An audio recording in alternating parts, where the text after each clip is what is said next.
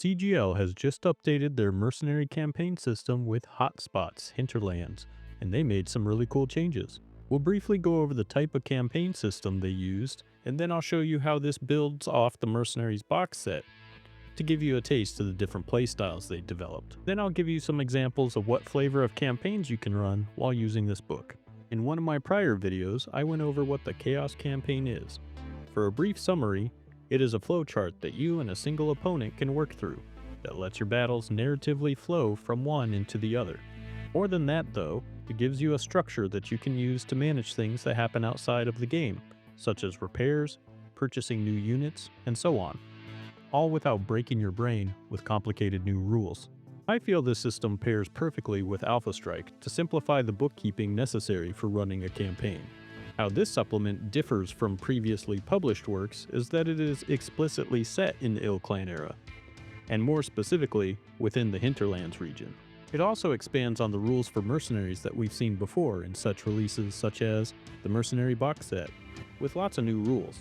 So let's get into some of them. Quick note, I won't be showing the pages directly out of the book as I want to give them a chance to make their sales, but this should provide a good idea of what's in the book so you can make an informed purchasing decision.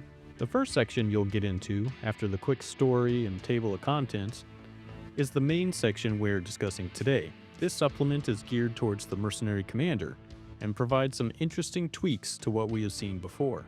To start, you are generally given a battle value that you can use to pick your first mechs, and in this case, it's 3000 battle value for Classic, which, if memory serves, is the same as the Mercenaries box set. Interestingly, it also provides an Alpha Strike amount, which for us dirty Alpha Strike heathens is 100 points value. Next, you choose how your commander got into the mercenary life, providing a little bit of backstory. This determines the mechs available to you at the start, and this book includes lists for the Lyran Commonwealth, Clan Jade Falcon, pirates, and mercenary backgrounds.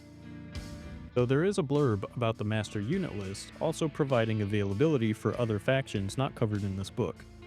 That's nice, as it lets people who want to do similar campaigns set elsewhere use this campaign system until a dedicated book comes out for their chosen region. Good job, CGL. You assign your starting skills, with each mech getting the regular rating for their chosen game system. In Alpha Strike, this defaults to a skill value of 4. It also limits the number of skill advances you can apply, which I am assuming will be covered later. But for us Alpha Strike enjoyers, it looks like only one unit can get a skill advance, dropping the skill value by 1, because lower is better. You then get a little section about battlefield support. These rules saw a pretty big rework in the Mercenaries box set for Classic players, so you will probably want that first. But for the Alpha Strike thugs, this just outlines rules that you can find in your Commander's Edition, assuming you have one.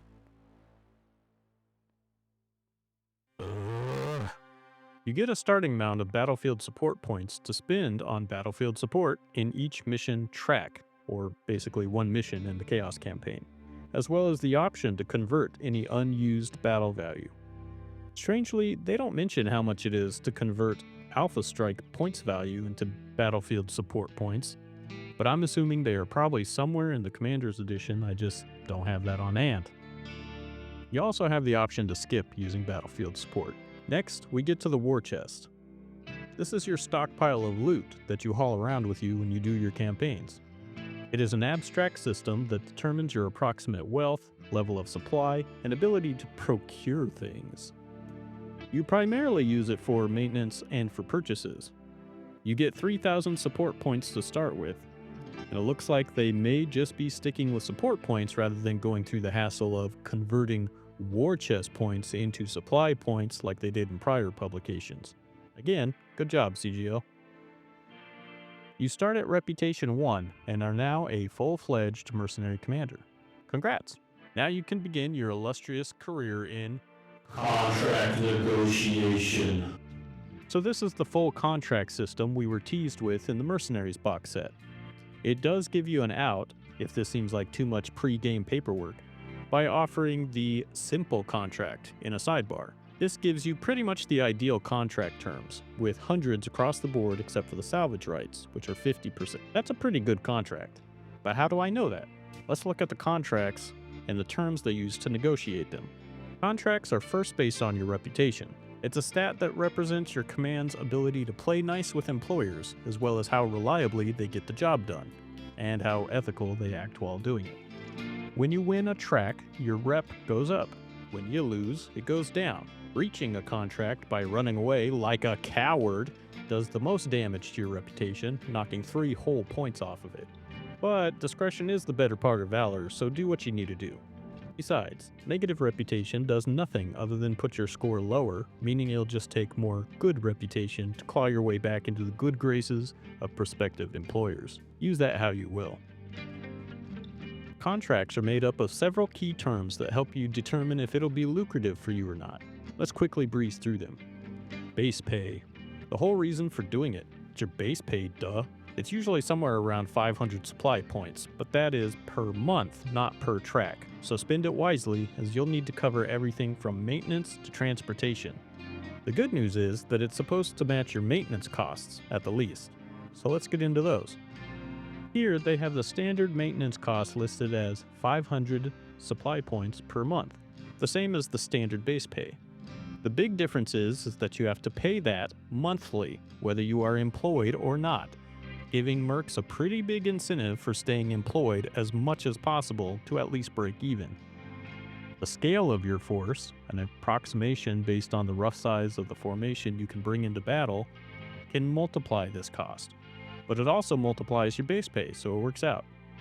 Definitely don't be unemployed if you are a bigger outfit, however. Combat pay is just what it sounds like. You get extra supply points for a successful completion of a track in your campaign. Notice it's just the completion, not like a victory that triggers the payout, which can be extremely helpful for keeping you in the running rather than getting knocked out after the first fight. Again, this is multiplied by your scale, so the bigger outfits get paid more. Although you always get something, you definitely get more if you win the track. Make sure you stay winning. Transportation costs are how many supply points it'll cost you to simply show up to the playground. Whether you own a dropship or a jump ship is pretty irrelevant to these rules. You pay the same either way.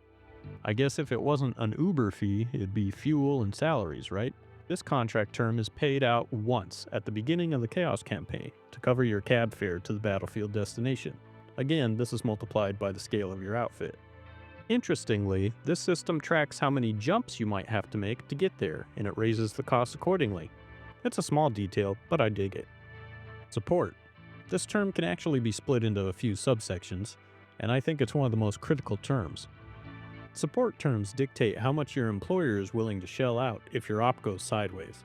Repair costs are a percentage of all repair costs, paid for you by the employer. Battlefield losses are a percentage-based supply point cost reimbursed to you if you need to purchase a unit as a replacement for one fallen during this contract. Salvage terms are another hotly contested contract term, as we like to keep what we kill. Kill the meat, save the mech, or however that goes. In our contract terms, the salvage percentage is how much of the salvage we get to keep after the battle, determined by the selling price of an equivalent unit in supply points. If your salvage terms are listed as exchange, you don't get to keep the items, but you will be reimbursed a number of supply points equivalent to the percentage listed in your contract terms.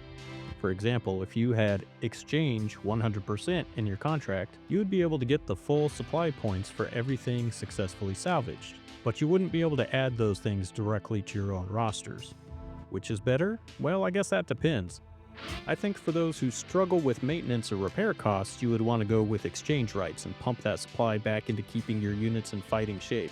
Getting new mech chassis scraped off the battlefield sounds cool, but it becomes another resource sink that you need to maintain. On the other hand, you can get access to certain mechs or variants through salvage that otherwise you might have a hard time acquiring, so pick whichever works better for you. That leads us to command rights. This is how annoying your employer is going to be to work for. Are they micromanagers? Are they absentee father figures? Independent commands let you do whatever you want to do. True freedom. You command your own units however the hell you want. A liaison means that you serve the whim of the employer and you get your very own special little person to follow you around and annoy you by watching your every move. If you space him, you probably won't get paid, so keep that in mind. Integrated command is probably the worst for a mercenary. For all intents and purposes, you become a part of the employer's own forces, doing whatever they tell you to do, with no room for your own tactical brilliance to shine through. With that out of the way, now we get to the good stuff we saw a little taste of in the Mercenaries box. Contract negotiation. Negotiation is now much easier than it was in, say, campaign operations. It's wholly based off your reputation and does not need to be rolled on, which should help stabilize the contracts a bit and make them actually ones you would want to take. There is a cap on how much your reputation can affect the negotiations, however. Your unit's scale again plays a large part by determining the cap. This just prevents you from becoming a contract negotiation crypto bro scamming employers out of all their contract terms, and forces some kind of believable limit onto it. Basically, there are tables listed for each contract term, and you can use your influence to boost a contract term into something more favorable, up to the reputation cap, by boosting it a row at a time on the table per reputation your unit has. So what can you do with this book? Well, it's a solid first jump into Ill-Clan era battles. It contains a lot of things that are normally spread out among a few other books.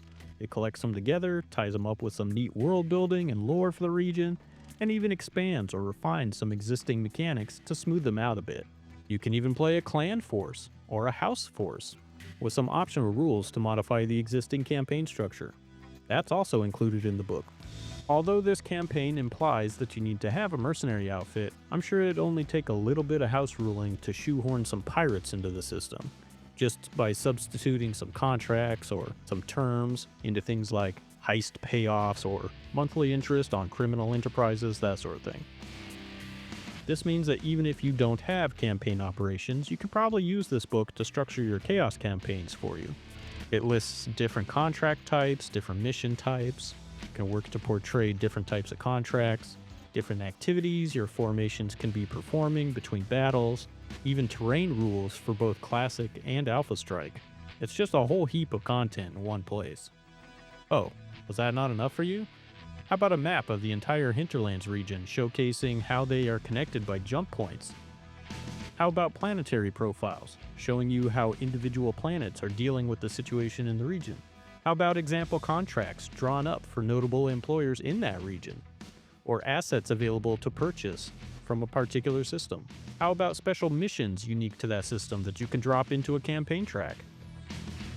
If you bought the digital version, it can be really awesome to finally have some decent record sheets to track your contracts or your companies with as well.